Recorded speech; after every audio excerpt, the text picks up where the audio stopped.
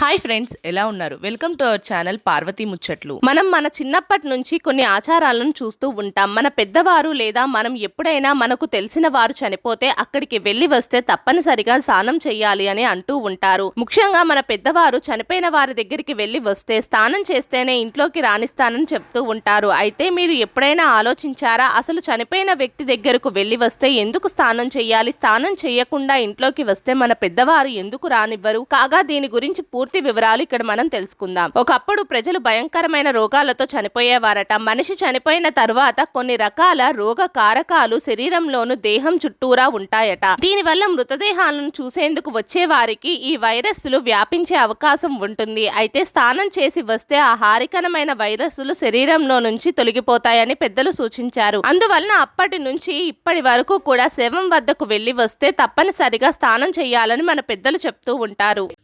మా వీడియోస్ కనుక మీకు నచ్చినట్టయితే మా ఛానల్ని లైక్ చేయండి, షేర్ చేయండి, అలాగే సబ్స్క్రైబ్ చేసుకోవడం మాత్రం అస్సలు మర్చిపోకండి. మరిన్ని ఇలాంటి వీడియోస్ కోసం మా ఛానల్ని ఫాలో అవ్వండి.